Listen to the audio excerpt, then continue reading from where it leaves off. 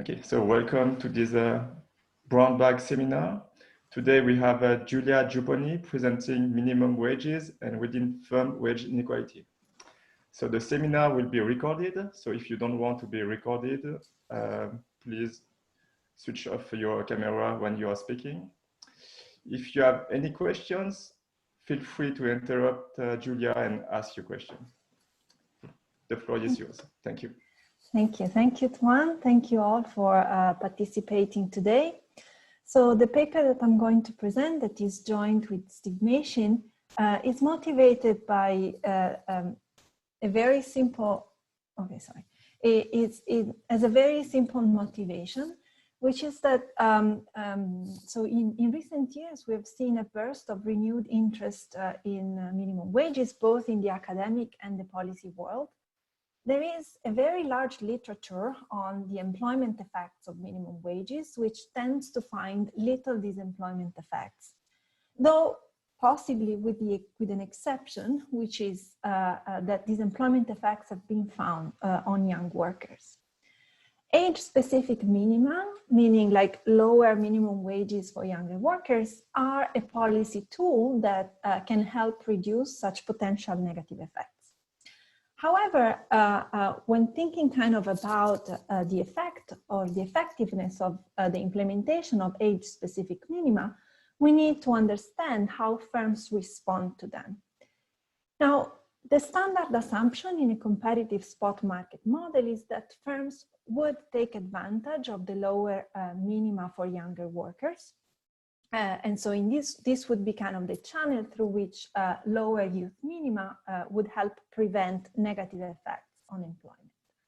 However, there is a growing body of work that essentially highlights the presence of alternative models of wage determination within the firm, and also highlights, importantly, the role of pay equity constraints within the firm.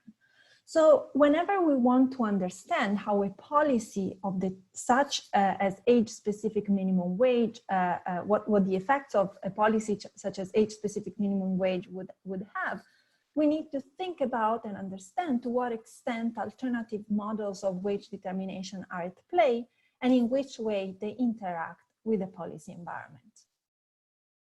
So what I'm going to present in this work is new evidence on the wage and employment effects of an age-specific minimum wage change that took place in the UK. In particular, I'm gonna show you how kind of these wage and employment effects unfold both at the market and at the firm level. And secondly, I'm gonna provide you some evidence on the likely determinants of the observed wage effects, both at the market and at the firm level. So to give a brief introduction on the institutional setting that I'm gonna use, I'm gonna exploit a sizable and salient age-specific minimum wage change that took place in the UK in April 2016. Before April 2016, all workers aged 21 and over were subject to the same national minimum wage rate of £6.7 an hour. Starting from the 1st of April 2016, a new minimum wage rate for workers aged 25 and over was introduced. This was called the national living wage, which, as I was saying, affected only workers aged 25 and over and left unchanged the rate that applied to workers aged 21 to 24. So essentially what this implies is that the reform that took place in 2016 puts workers that were previously on the same minimum wage band onto two different age bands. The data that I'm going to use is matched employer-employee data on the English care home sector. I'm going to describe the data in more detail later and also explain kind of why, in a sense, the choice of this data. What I'm going to do empirically is I'm going to first, as I was saying, analyze the wage and employment effects of this policy by age at the market level.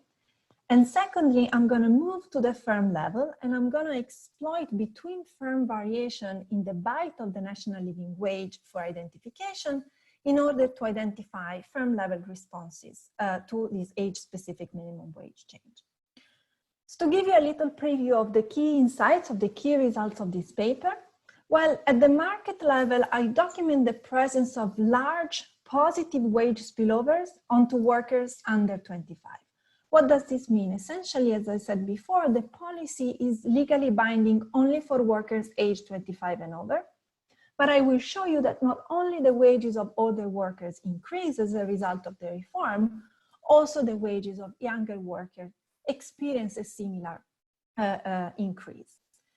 At the market level, this is not coming at the cost of employment, so I don't find any differential employment effects by age.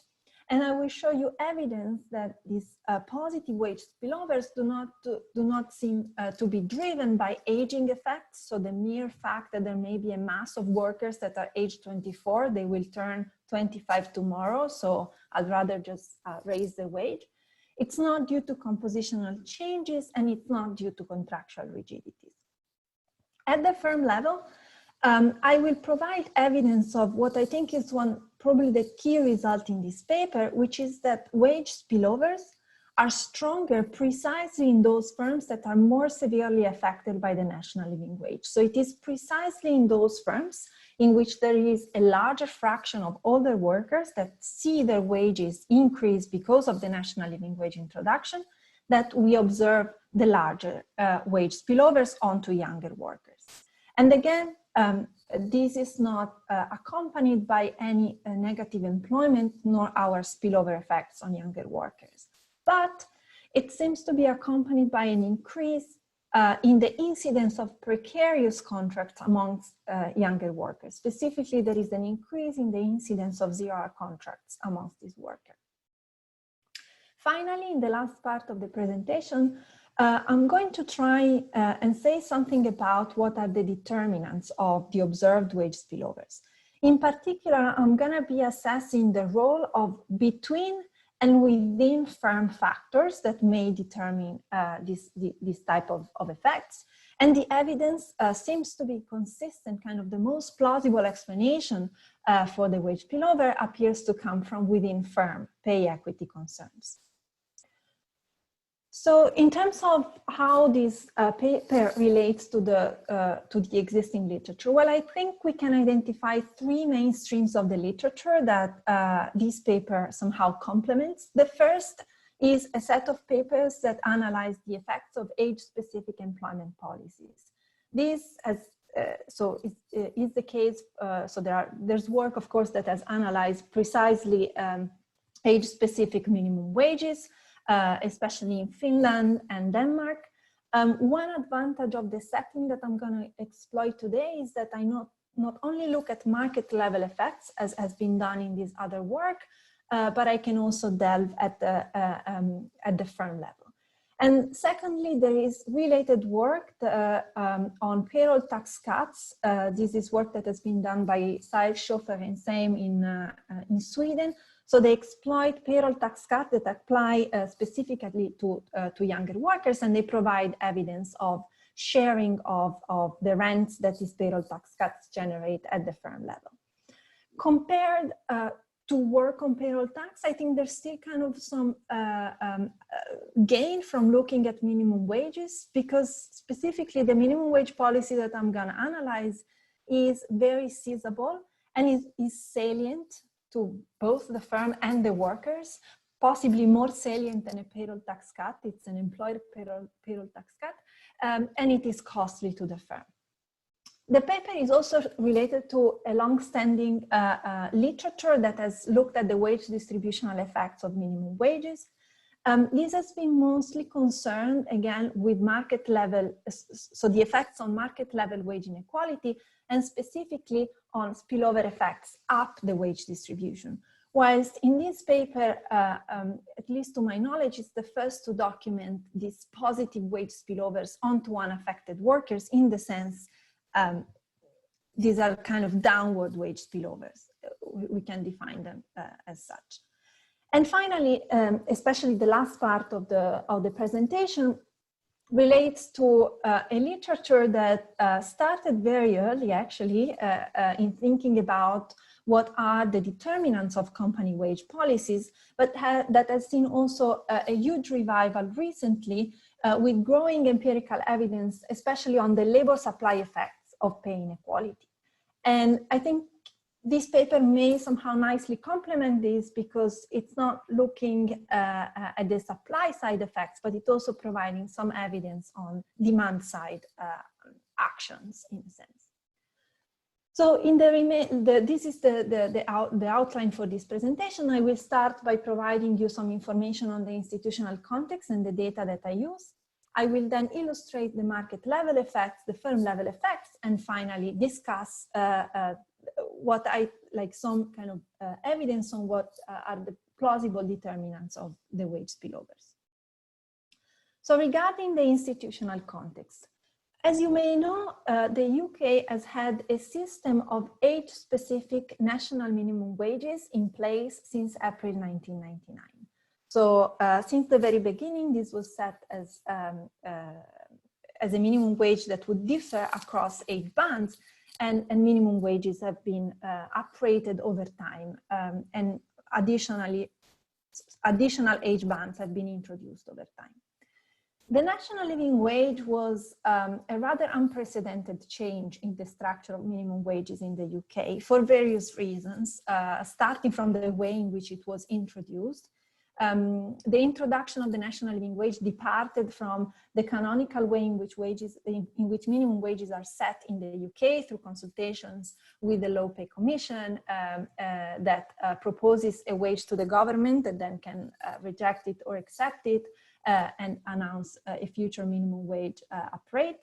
The national living wage was instead directly announced by the Chancellor in the emergency budget in July 2015. What the national living wage introduction implied is that it raised the minimum wage for workers aged 25 and over to £7.2 from a previous baseline of £6.7. And this increase would take place starting from April 1st, 2016. The change only affected workers aged 25 and over, and it left the rates that apply to younger workers unchanged.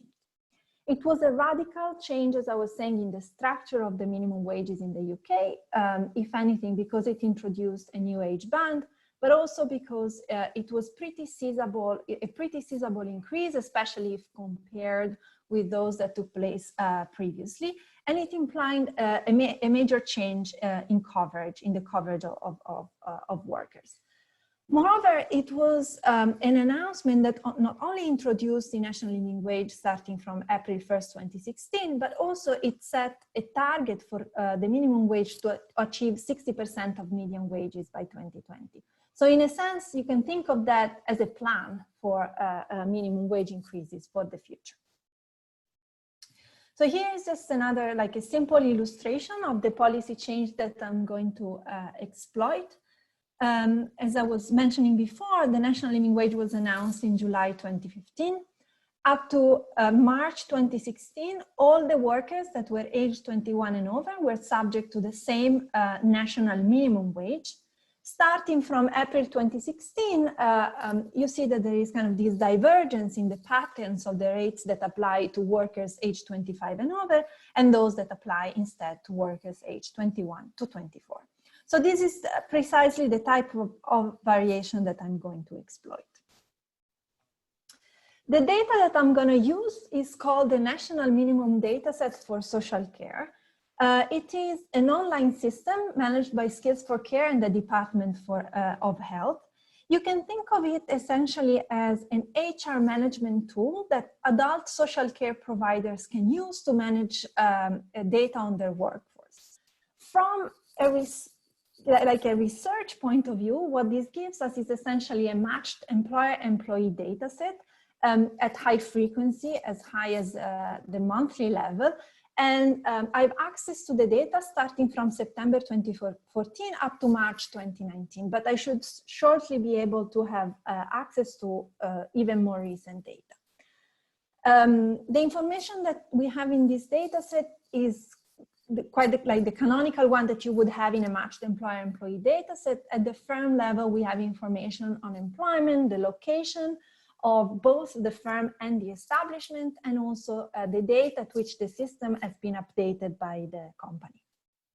At the worker level, we have information on demographics, hourly wages, and this is actually a quite important feature of this setting, on hours, both contractual hours and actual hours worked, the job role of the worker, and again, the time at which the system, the record for that worker has been updated. In order to kind of to have a clear picture of what care providers are active at each point in time, I matched this national minimum data set for social care with a Care Quality Commission registry. This is an administrative registry that includes records for all active English care providers regulated by the Care Quality Commission at each point in time. So a couple of words on the sample that I'm going to be using. So as anticipated at the beginning, the analysis is going to be divided into two parts. I will start with a market level analysis. And for this, I'm going to work with all residential care homes that are active in a given month. This gives me approximately 4,500 firms that correspond to 9,000 establishments as of March 2016. Compared with kind of the VAT registry, so that could give you kind of a sense of what's the universe of care providers, residential care homes, sorry, in the UK. This implies a coverage of approximately 55%. When I move to the firm level analysis, I'm going to instead be working with a balanced panel of firms that are active throughout the period that goes from March 2016, so 1 month before the national living wage introduction, up to March 2017, so 12 months after. And this is a panel of approximately 4,600 establishments. I'm also conditioning kind of on these firms having updated their records at least once after March 2016 to make sure that I have updated information after the policy change. This is not especially restrictive because more than 90% of users update within a given year. And also, given that I'm interested precisely in the effects on younger workers, given the type of specification that I'm going to use, I'm going to condition on these firms employing workers under 25, both in March 2016 and in March 2017. Why am I focusing on the residential care home sector? Well, there are reasons both related to kind of the institutional characteristics of these sectors and also very simply data availability. So what firms in the residential care home sectors do is they provide accommodation and personal care to adults that are in need because they are unable to provide for themselves in communal residential centers. This sector is characterized by low wage, by low pay, and is a very little degree of unionization. It has been shown already in a large body of work that it's a sector that is highly vulnerable to minimum wage increases. So it's one in which it's actually interesting to look at minimum wage changes. It's composed of a large number of small to medium enterprises that offer a rather homogeneous service and have a very labor-intensive production function. Moreover, it is probably the only sector for which in the UK we have detailed employer-employee match data, with the additional advantage that, as you will see in a minute, a large fraction of workers are actually paid an hourly wage, so they're not salaried. And so this gives me very detailed information on their hourly wages, contrary, for instance, to what would be available in standard surveys in which we know that having to infer an hourly wages when the worker is salaried introduces a lot of mismeasurement. Here's kind of an overview of the characteristics of the samples that I'm going to use. It's a lot of numbers. I'm going to try to guide you on the key ones that I think are interesting, but just to say that the first two columns are worker level statistics on the sample that I'm going to use for the market level analysis. The second two columns, again, it's worker level statistics, but for the balanced panel of firms that I'm going to use in the firm level analysis. And the last two columns is firm level statistics. What I would like to point at is the fact that this is a sector in which on average workers are on very low wages. A large fraction, almost 50%, are paid below the NLW in March 2016. So you see that the bite of the minimum wage increase in this sector is extremely large. More than 80% are paid an hourly wage, which goes back to what I was mentioning before. Also, the average age is definitely higher than 25. So clearly it's a sector in which the national living wage is gonna have, it's a sector that is very exposed kind of to it. And finally, I would like to mention that the key occupation is carer, and carers tend to be paid essentially at the minimum. They have very low wages.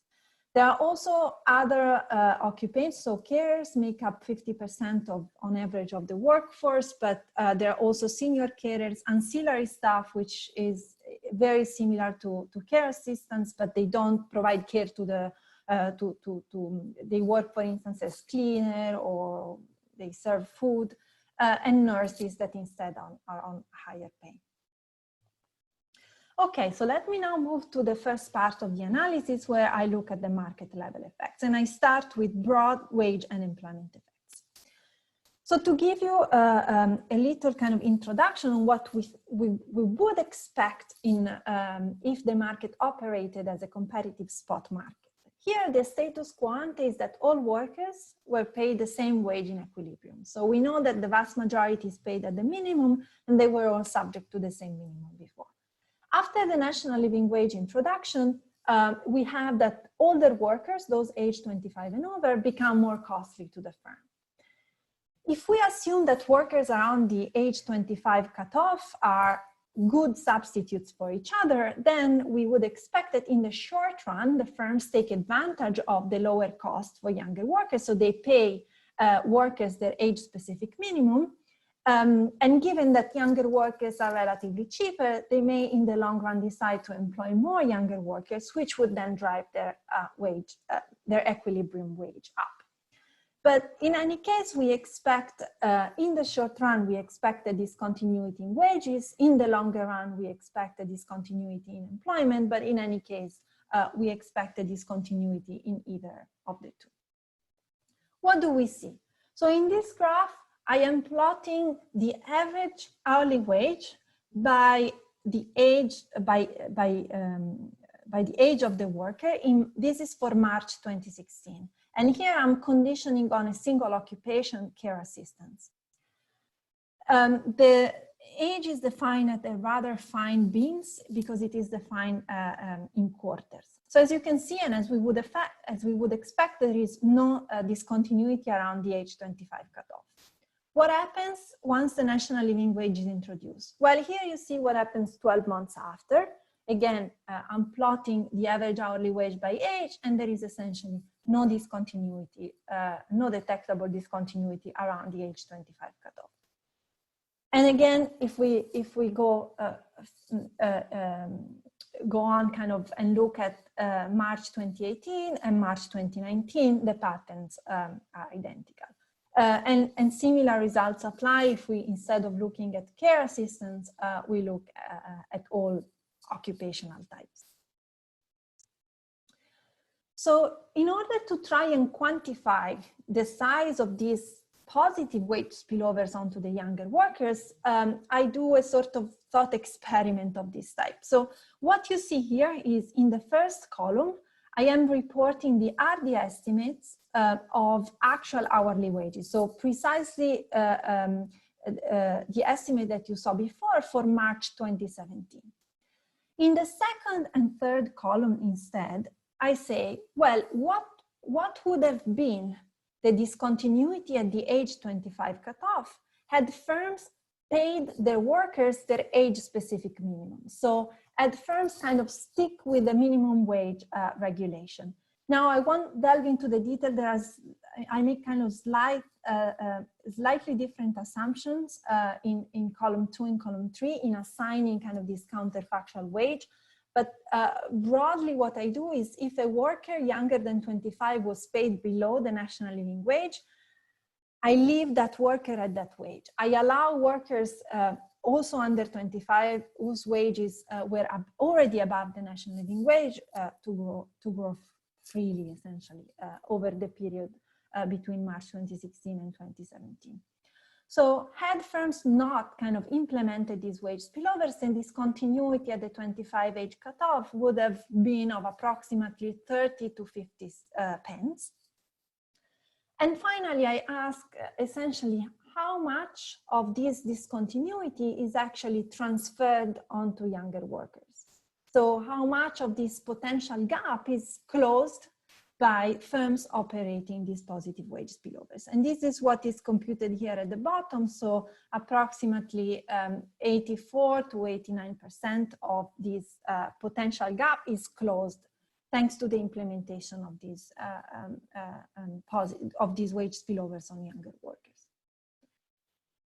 Let's now move to employment. So here I'm plotting a graph that is very similar to the one before. It's just that now I'm plotting employment count by age bin, again with age measured in quarter. Here you see it for March 2016 and 2017. Again, no discontinuity at the cutoff. Also kind of no substantial changes in the shape of the distribution of employment count by age. I can also show you that there doesn't seem to be kind of any anticipatory behavior going on. So remember that the national living wage was announced in July 2015. So here I'm also reporting in red the employment count distribution back in September 2015. So when the national living wage had already been announced but not taken place. And again, there doesn't seem to be a lot of action in anticipation of the introduction. Can I ask a question, Giulia? Yes. Hi, I'm David. So I was just wondering, given you've got match data, are you able to look at turnover statistics? Because you might expect, as per like yes. new studies, that turnover is going to... Yeah, it's down here. So okay, great. Okay, it's a bit noisy, but well, first of all, again, no discontinuity over time at the cutoff. And I think even if anything, there seems to be a reduction, if you want, a little bit in turnover over time, but very much across the board. Okay. Giulia, can I ask a question? Yes. Hi, it's Mimosa. Do you know how is the wage bargaining in the care sector? Whether it's more at the firm level or... Yeah, I'll talk a little bit about that, but essentially it's a setting that has very little degree of unionization and union coverage, and I'll show you statistics on that from the LFS. So I think it's very unlikely to think that there is any bargaining going on. Also, in light of the fact that really the vast majority of workers are just paid at the minimum, and you see it in the subsequent graphs that the action is all around. So it's unlikely that there is a lot of individual bargaining going on. And again, in terms of like more like sectoral level bargaining as well. Okay, thanks. Okay, so let me now dig a little bit deeper into the anatomy of these wage spillovers at the market level. So what I'm gonna be doing is I'm gonna borrow kind of the intuition of the bunching approach, and I'm going to be comparing finely binned hourly wage distribution of workers aged under 25 from before to after the introduction of the reform. So let me guide you kind of through these results directly. I'm gonna show you a set of graphs that will all look very much like this one. So what I'm plotting in this graph is, again, the hourly wage distribution where hourly wages are binned at the fine level, 10 pence. In gray, you see the distribution as of March 2016. So again, before the national living wage introduction. And in like the lighter distribution is the one that I observed in March 2017. And you see, and this is for workers aged under 25. So you see that as the national living wage is introduced, this spectacular spike at 7.2 emerges also amongst workers aged under 25. And if you're curious, the distribution looks very much the same if we look at older workers as we would actually expect. So one may argue that it's just a matter of of aging. This work, if there is a lot of workers that are just about to turn 25, their wage is going to be increased with that of all the other workers. So to kind of test whether this is the case, I look at the same graph for workers aged under 24, both before and after. And again, you see that same spectacular spike, but we can go further, 23, 22, 21, and the spike is always there. So it doesn't seem that these aging out effects can explain the emergence of the wage spillovers. Another potential argument is that the composition of the workforce may change. So what I do in this graph is I keep fixed the composition of the workforce. I look at workers that were aged under 24 in March 2016. So they're gonna be still aged under 25 1 year after. And that remain essentially in my sample, even though they may switch firm, but they stay kind of in that same market. Again, you see a very similar pattern. Contractual rigidity, so the idea that someone was hired in under an implicit contractual arrangements that put them in the same position as older workers that potentially were hired at the same time. Also, that does not seem to be explaining the emergence of the wage spillover. So here I'm looking at new hires. These are pure entrants, so people that were not working in the sector before, and you see again the same spike.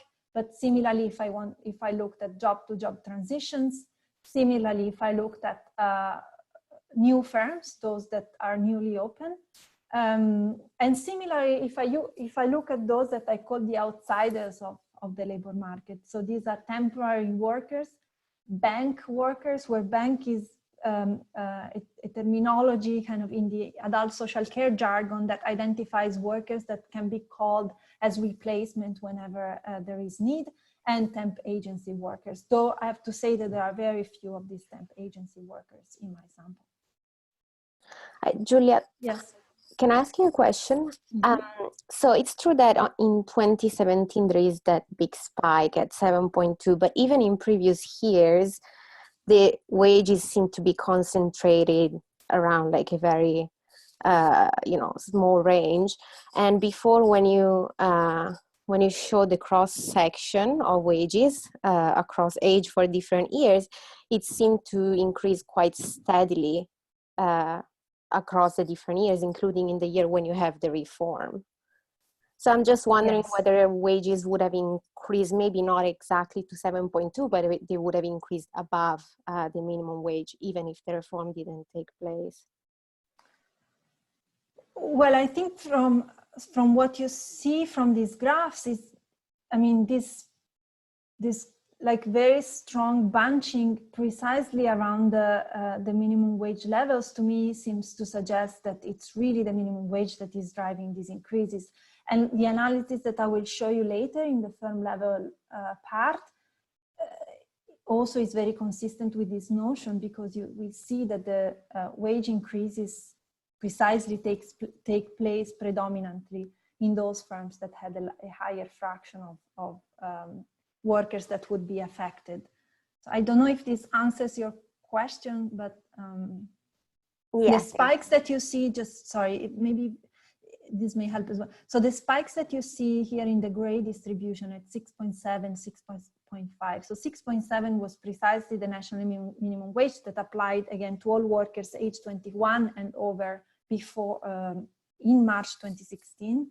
So before the national living wage introduction. The 6.7 is again the prevailing rate in October 2015. So sorry, up to October 2015. So in these graphs, I'm not conditioning strictly on firms having updated the records at given points in time. So some of these may not have updated between October and March, October 2015 and March 2016. The reason why I don't condition strongly, because I don't really want to introduce selection. You may kind of think that firms that have more workers that, for instance, are at the bottom may update more frequently, for instance. Okay. So the final, one final point is that that I think is interesting to look at is how these wage spillovers evolve dynamically. So we now have essentially 3 years after the national living wage was introduced. If the national minimum wage, in a sense, sets a norm, and the norm before was to pay everyone age 21 and over the same wage, then it may take some time to depart from this norm. So I'm going to show you results. So this is kind of the graph that you saw before. So with this for 2016 and 17, with this spike at the national living wage. If we move on to 2018, you see a similar spike at the new national living wage, and for 2019 is the same. So at least so far, the evidence doesn't seem to kind of support this idea that the norm is fading away over time. But I think it would be very interesting to follow up and look at what happens, for instance, March 2020, which I would be able to do shortly. And in this graph, I'm just kind of showing you the accumulated change in the density. So this is the sum, essentially, of all the difference between the bins in March 2016 and 17 and so on over the distribution, where I'm centering the distribution at 0, which indicates the relevant national living wage. This is just to show you, but it was clear also from before, that all these spillovers are really arising in a narrow band around the national living wage, and also that the size of the spillovers over time seems to be pretty comparable. So just to summarize what we have seen in this market level analysis, I've documented positive wage spillovers onto younger workers with no differential employment effects by age. This is inconsistent with the competitive spot market model and rather suggests the presence of friction and definitely some form of wage setting power by firms. We've also excluded the role of aging effects, compositional changes, and contractual rigidities, and also, again, not much evidence about kind of just being it a matter of time for an old norm to be replaced by a new norm.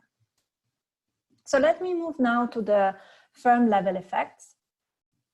So the type of approach that I'm going to use here for identification is a very simple between firm approach, in which I'm going to exploit between firm variation in the bite of the national living wage as computed again in March 2016. So here at the top, I am reporting the reduced form specification that I'm going to be estimating, where I regress wage growth amongst younger workers on a measure of the national living wage bite among older workers at the firm level. So this variable mean is the proportion of older workers that are paid less than the national living wage in firm J in March 2016. Okay, so the larger this variable, the larger is going to be the impact of the minimum wage. This is kind of the intuition. I will also, let me say that I also include a set of firm level controls. Importantly, I include local authority fixed effects, which in the context of adult social care is kind of the relevant geographical unit. You can think of it as the relevant local labor market. Not only I estimate reduced form parameters, but I'm also interested in estimating a structural form cross-wage elasticity. This beta 1 is essentially the elasticity of younger workers' wages with respect to older workers' wages. And I obtained that by implementing an IV strategy in which, again, I regress younger workers' wages on younger workers' wage growth on older workers' wage growth, and I instrument the latter with my measure of the national living wage bite at the firm level. Let me also mention that this mean variable is very persistent over time. So here you can see a graphical illustration of the first stage of my identification strategy. So here each dot reports the effect of the national living wage bite as measured in March 2016 on hourly wage growth amongst older workers. Okay, so what you see is that the share of older workers that are will be affected by the national living wage introduction is indeed a good predictor of wage growth amongst such older workers. Let me mention that for the pre-reform period, I am using quarter-on-quarter growth as outcome. In the post one, for also visual purposes, I'm plotting the cumulated quarter-on-quarter growth over time. So what this is saying is simply that the instrument that I'm using is a relevant one. The interesting thing is that not only the instrument is good at predicting wage growth amongst older workers, as we would expect, it is also good at predicting wage growth amongst younger workers. So what you see in this graph is that it is precisely in those firms in which there was a larger fraction of older workers that would be affected by the reform that we observe the higher wage spillovers amongst younger workers. To have also kind of a sense of what the structural form parameter that I estimate is, you have it report here. So the elasticity of younger workers' wages to older workers one is of approximately 0.6, 0.7. Let me also show you some results related to employment within the firm. So here I'm again plotting the reduced form effects of the bite now on the share of employment that is made up of workers aged under 25. And you see that there is kind of no differential effect over time on the share of employment that is made up of younger workers. The same results apply if I look at the share of total hours that are worked by younger workers. But I want to point out that there is kind of one dimension in which I see some degree of response, which is the incidence of zero-hour contracts amongst younger workers.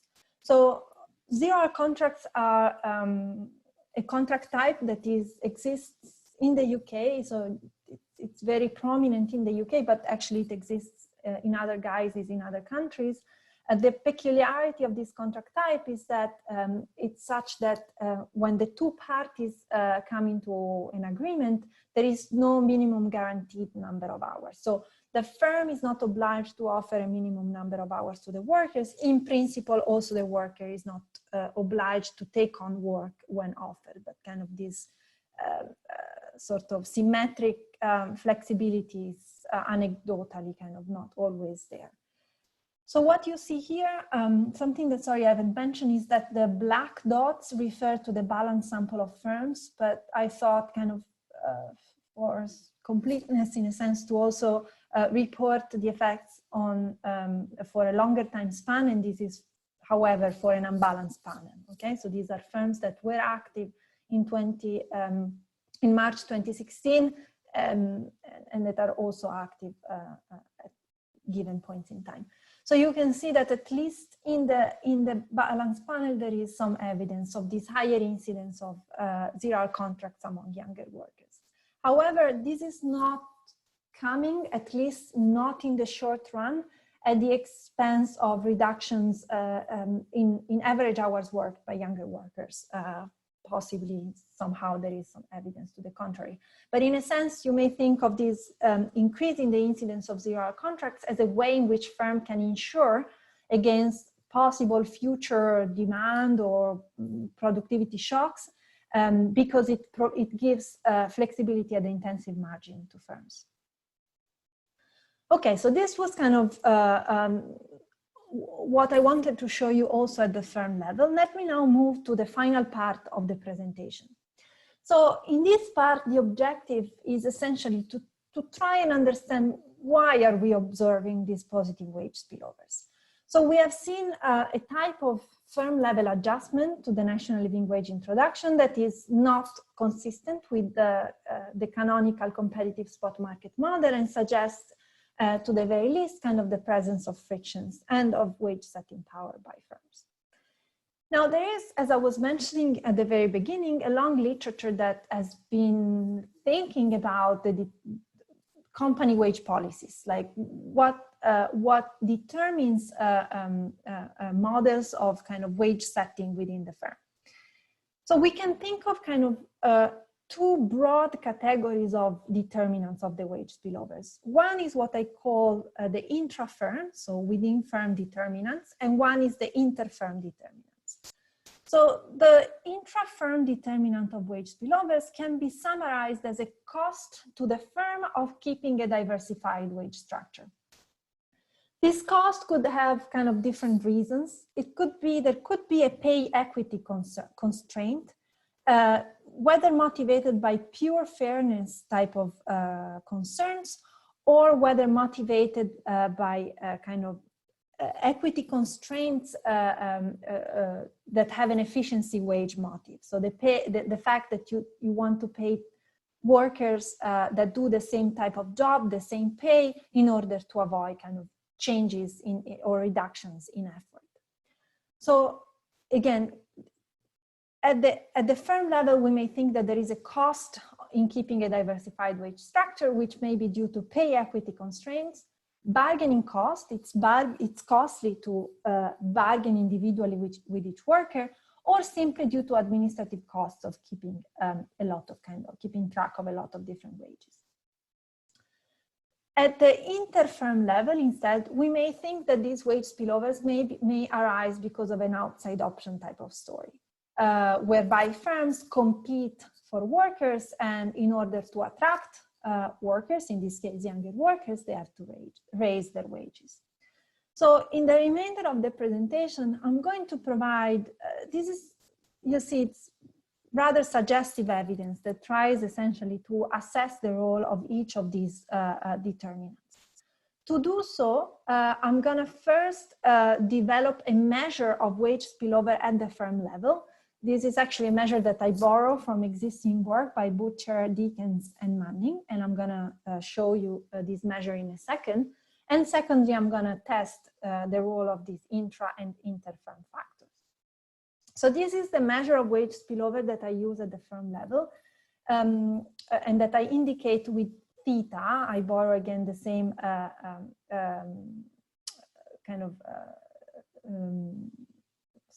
the same labeling as in the Butcher, Dickens and Manning paper, where they call it the residual spike.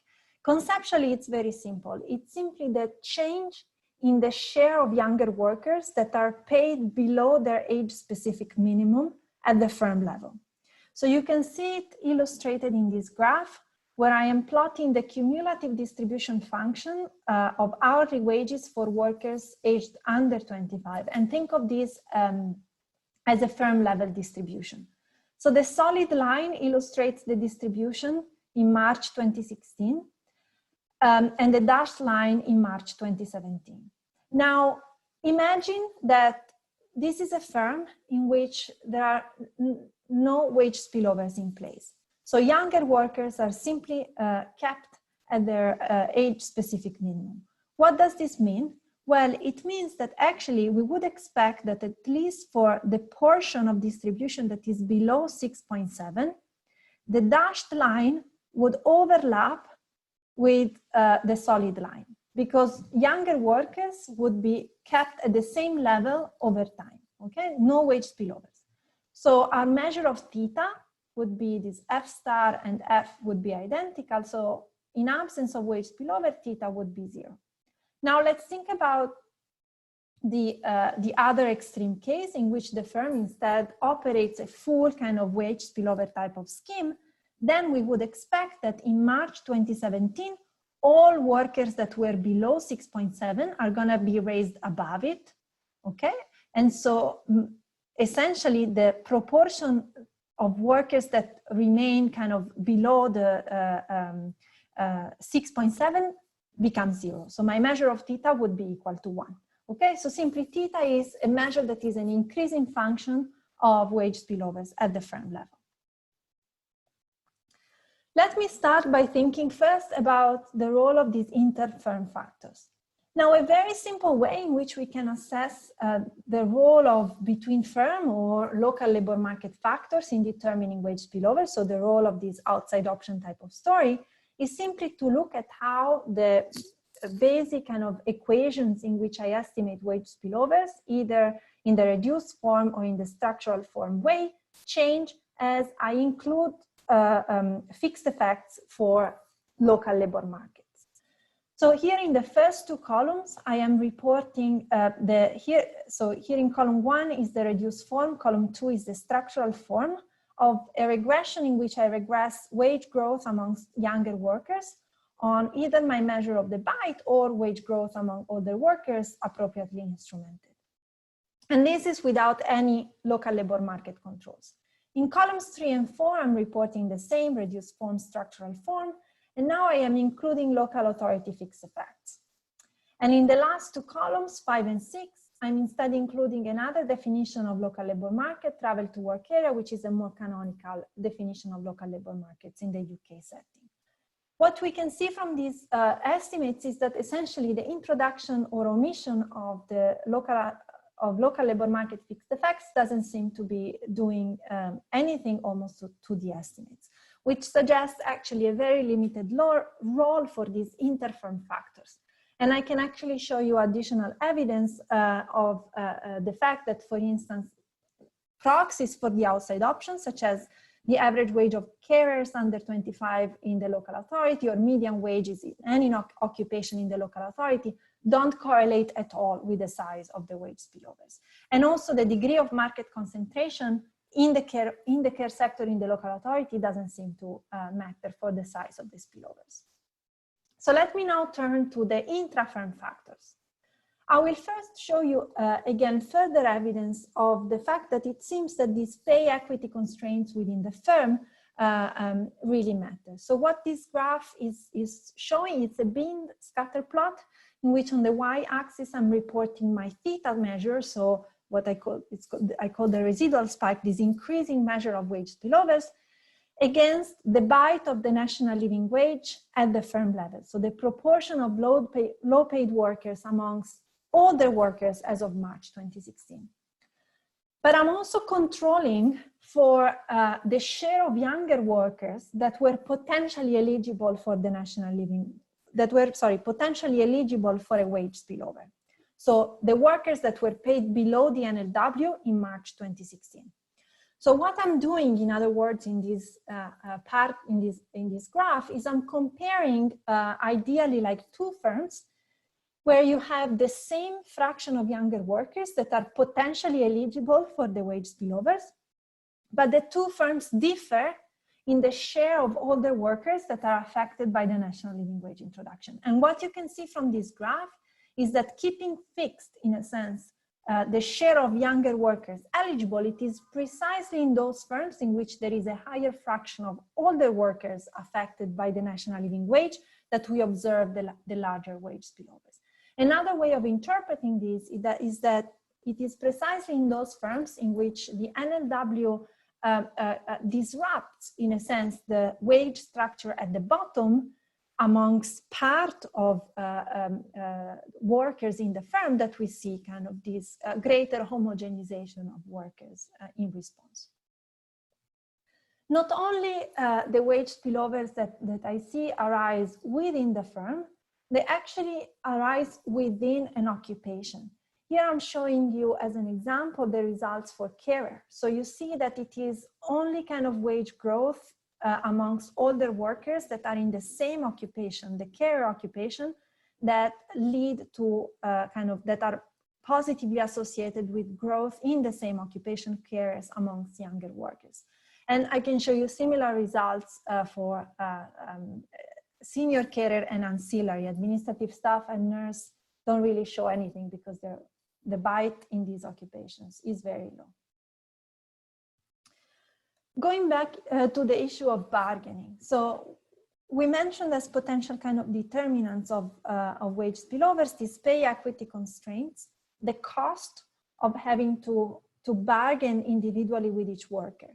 Here, well, unfortunately, I don't have a direct measure in the data regarding union affiliation or union coverage, but looking at the LFS, here I'm reporting the union coverage rate. The darker dots are for all employees, the hollow circles for carers, and the triangles for carers under 25.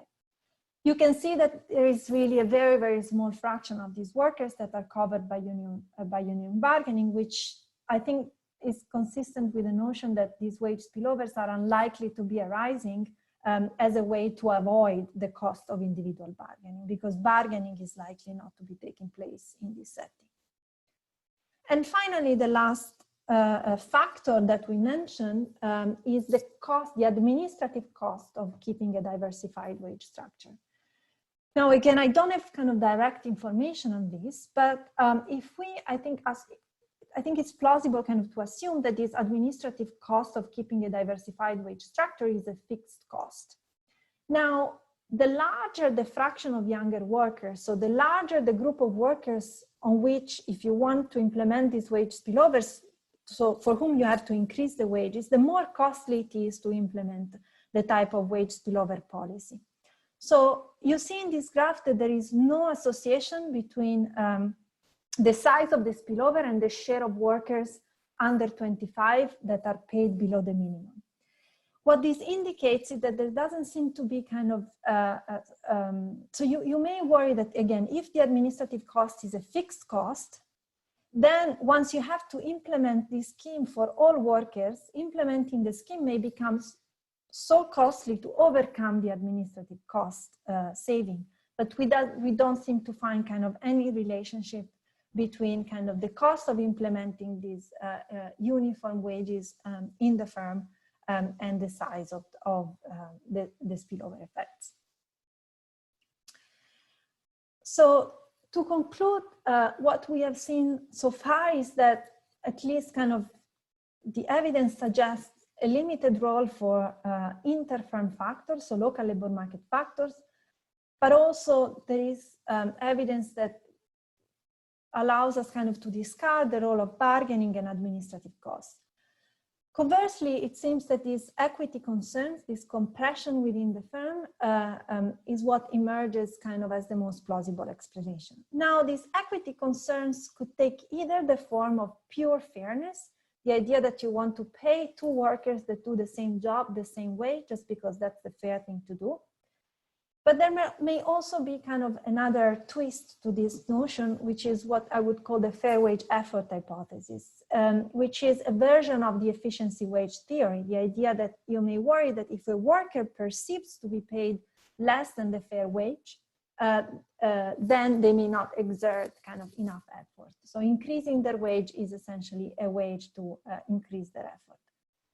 Efficiency wage theory is actually kind of one of the main rationales that have been put forward to justify the emergence of upward wage spillovers in minimum wage settings. So the idea that when the minimum wage increases, also the wages of workers that were paid slightly above the minimum wage would be increased in order to restore wage differentials. Well, I look at whether this is the case in the CReAM sector. So here I'm looking at workers that were already paid above the minimum. And you see that for these workers, after the national living wage introduction, there is essentially no upward wage spillovers, which I think may be kind of a way that leads us kind of to discard this efficiency wage theory and in a sense leaves us with a pure fairness type of story. So let me fully conclude. What I've documented in this paper is that the market and firm level response to an age-specific minimum wage change in the UK do not seem to be consistent with a competitive spot market model and rather point to the presence of frictions and firms' wage setting power. The wage spillovers that I've documented appear to be arising within the firm, actually within an occupation within the firm, and pay equity concerns seem to be offering the most plausible explanation. So I think from a more like policy point of view, what we can learn from this is that the models of wage determinations within the firm actually interact with the policy toolkit and can therefore alter the intended effects of policies that are implemented. And for the future, my objective is to try and validate these results, at least at the market level, on the broader UK labour market. Thank you very much. Thank you, Giulia, for this very interesting presentation. Is there any last question? I have a quick question. So I mean, you talked about norms and fairness and all this kind of stuff a fair bit, and potentially one way of separating these kinds of things out would be: do you have enough workers that are, you know, like 18, 19, and 20 years old? So these are people for whom the minimum wage would have been different from the 21-year-olds, both before and after. So you could imagine that in firms that have like strong fairness considerations, then these ones would have already been paid at the same level as 21-year-olds. So these would have been the firms that are likely to equalize everybody's wages. I don't know whether this is something that you can observe in the data. Yes, I can absolutely do that. I think some of this I tried to show when I was looking at spillovers for workers under 24, 23, 22, 21, but I can actually go further. Of course, I'm gonna have less observations, but yes, thank you. Hi, I have yeah, you can hear me. So I have another question. I'm Yanis. Thanks for the presentation. So do you have any information of any reaction on the prices of the services these firms produce? Because I'm thinking here that, you know, the wage cost increases in first place for the workers above 25, and they increase it even more. And I'm wondering whether they can do that because they face a less elastic demand.